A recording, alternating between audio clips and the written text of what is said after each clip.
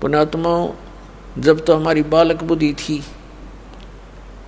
वो कह रहे थे, हम सुन रहे थे, पर गले नहीं उतरे थी कि हमारे जैसे 2 कौड़ी का जीव, हम तो भगत भी पूरे को नहीं और संत तो बहुत दूर की बात होती है। फिर कहते हैं संत वचन पलटे नीचे पलट जा ब्रह्मांड। उस समर्थ का वचन था, वाणी थी। आज वह सच नजर आने लग रही है। अज्ञा तो साची कही उन्हें उस दिन।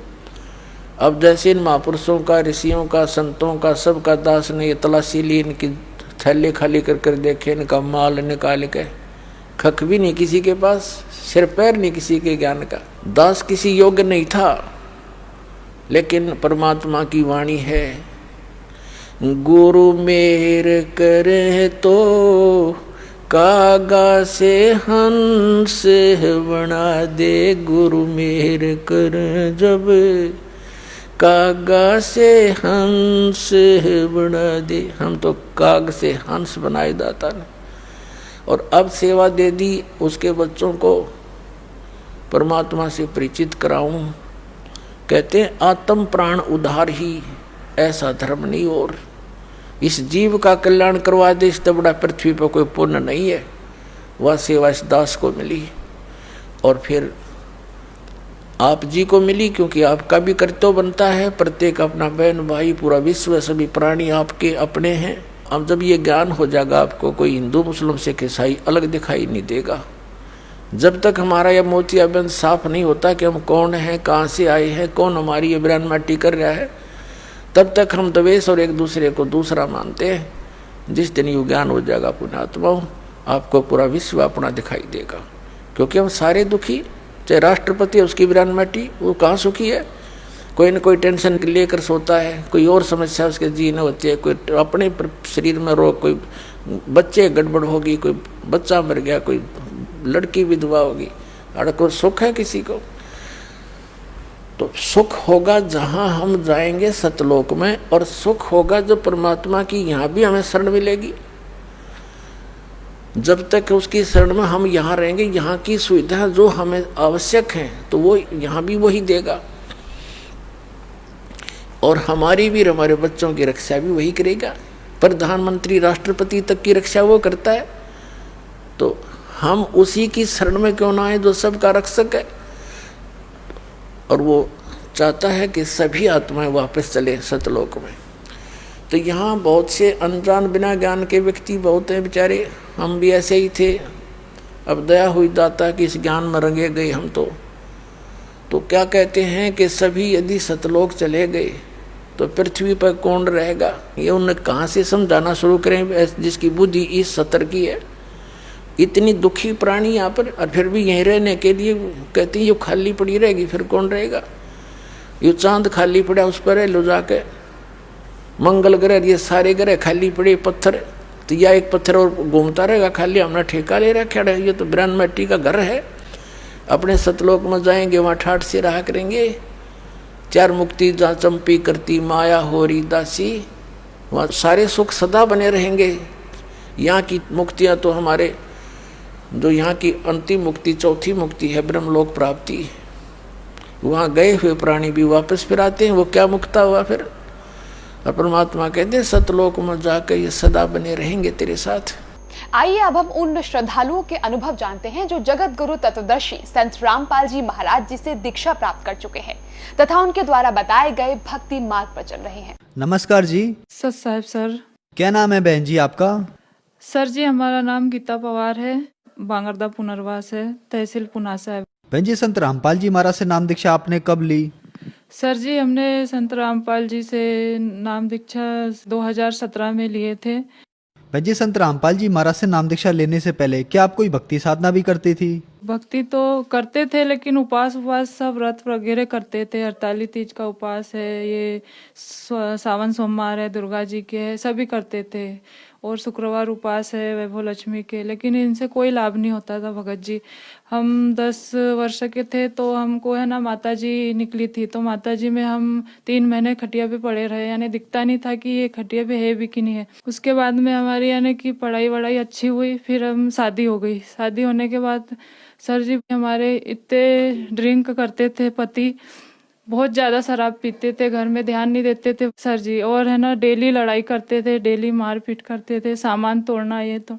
जितने भी रहते थे पहले बच्चे हमारे 9 बच्चे हो गए भगत जी, उसमें से यानी 5 बच्चे परमात्मा को प्यारे हो गए यहाँ पर, यानी कि फिर आखिरी के बच्चे छोटे छोटे हैं। लेकिन पति इतने तोड़ फोड़ करते थे, इतने तोड़ फोड़ करते थे, यहाँ भी बच्चे को मारना पीटना, हमको घर में खाना बना हुआ फेंक देते थे भगत जी, वो खाने नहीं देते थे, ना खुद खाते थे, और शराब पी के जहाँ वहाँ पड़े रहते थे, हम पकड़ के लाते थे भगत जी। यहाँ डैम पे भगत जी है तो वो पुस्तक सेवा पे गए हुए थे। उस दिन तो भगत जी कमाई नहीं चल रही थी, लेकिन हम क्या करने लग गए थे, बुरी रास्ता पे चले गए थे, यानी कि हम शराब बेचने लग गए थे। तो उस दिन हमारे घर में शराब बनी हुई थी सर जी, लेकिन संत रामपाल जी के शिष्य थे, सेवा करने गए थे, तो बोले ज्ञान गंगा ले लो।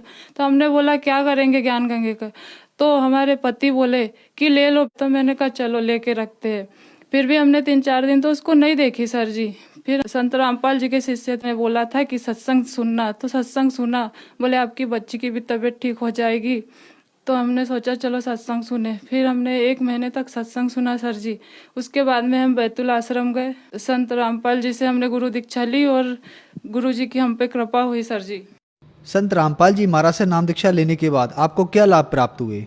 जी सर जी, हमको लाभ गिनाए तो बहुत से है गुरु जी के, इतने लाभ हुए कि बता नहीं सकते सर जी। अगर हम है ना गुरु जी की शरण में नहीं आते तो हमको पता नहीं क्या हो जाता आज। या तो हम नहीं होते या तो पति नहीं होते हमारे।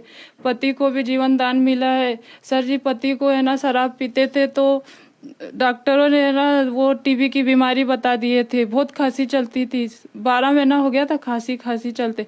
डॉक्टर इलाज भी कराए लेकिन डॉक्टरों से उनको आराम नहीं लगा, फिर भी ज़्यादा खांसी तेज चलते रही। फिर हम हरियाणा गए, वहाँ से संत रामपाल जी महाराज से वहाँ से हमने अरदास लगाई और जब से सर जी पति की बीमारी भी खत्म हो गई, अब कुछ नहीं है उनको बीमारी। और हमारी गुड़िया भी थी बड़ी वाली पूजा नाम की, तो उनको हार्ट में डॉक्टर ने दिल में छेद बता दिया था सर जी।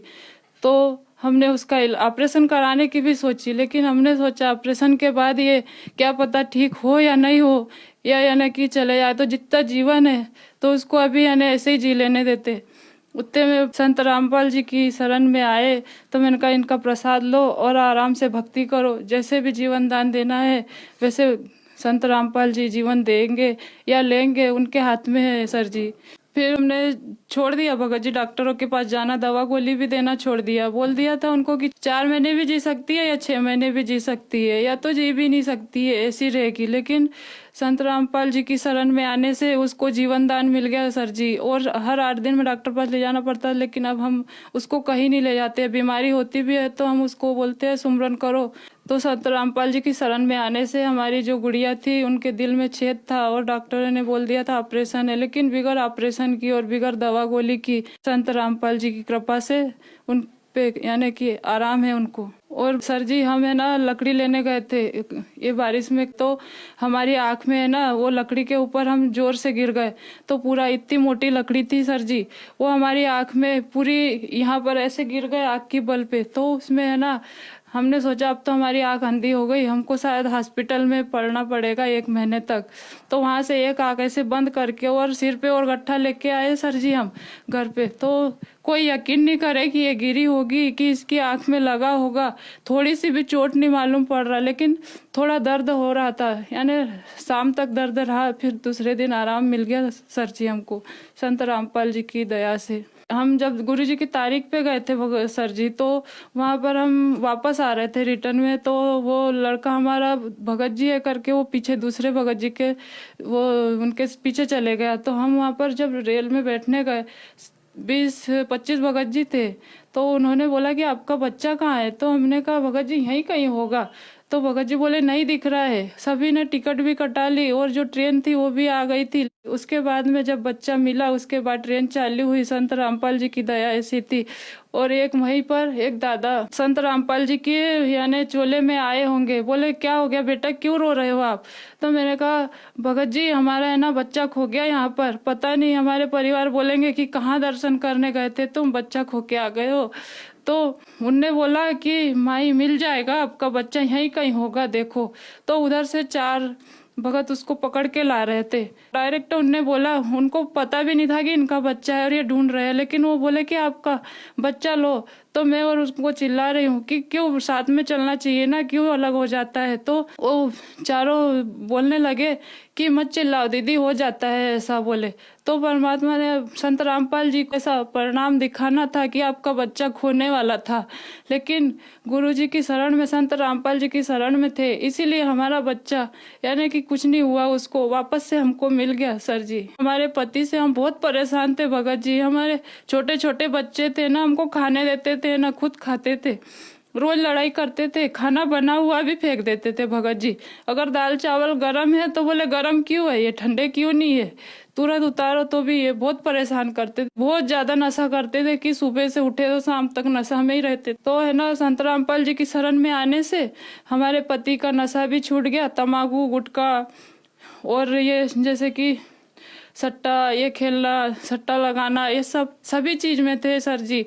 लेकिन गुरु जी की शरण मिलने से, संत रामपाल जी की शरण में आने से सभी बुरे काम धंधे सभी छोड़ दिए सर जी हमारे पति ने, और अब अच्छी रास्ता पे चलते हैं और सत्संग में जाते हैं, सत्संग सुनते हैं सर जी। संत रामपाल जी महाराज की शरण में आने से हमारी जो भी कष्ट था, जो भी हमारे शरीर में दर्द था, परेशानी थी, सभी संत रामपाल जी महाराज की शरण में आने से सभी कष्ट दूर हो गए सर जी हमारे। बहन जी, संत रामपाल जी महाराज से नाम दीक्षा लेने के बाद आपको बहुत सारे लाभ प्राप्त हुए, तो जो श्रद्धालु आज आपको देख रहा है, आप उन्हें क्या संदेश देना चाहेंगी? हम तो कुछ उनको संदेश दे नहीं सकते, लेकिन इतना समझा सकते हैं कि धरती पर सदगुरु संत रामपाल जी महाराज आए हुए हैं, यानी परमात्मा खुद उतर के आए हैं धरती पे, तो उनकी शरण में चलो और उनसे अपना मोक्ष करवाओ और अपने सही भक्ति करो और सही रास्ता पे चलो। और यानी जो भी बुरे चीज है, बुरी बीमारी है, जैसे भी डॉक्टर से ठीक नहीं हो रही है, परमात्मा अपने संत रामपाल जी जीवन दान भी देते हैं और अपन को मोक्ष का मार्ग भी मिलेगा। और सभी से निवेदन है, संत रामपाल जी की शरण में आओ और अपना कल्याण करवाओ। बहन जी, संत रामपाल जी महाराज की शरण में कैसे आ सकते हैं?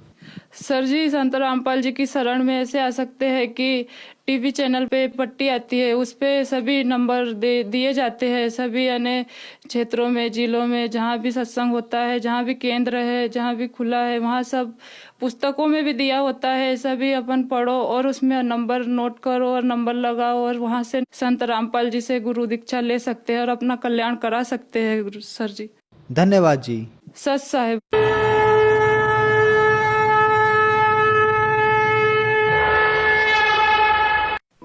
आप सुन रहे थे जगत गुरु तत्वदर्शी संत रामपाल जी महाराज के मंगल प्रवचन। अधिक जानकारी के लिए संपर्क करें 8222-880-541, 8222-880-542, 8222-880-543, 8222-880-544। हमारी वेबसाइट है www.jagatgururampalji.org।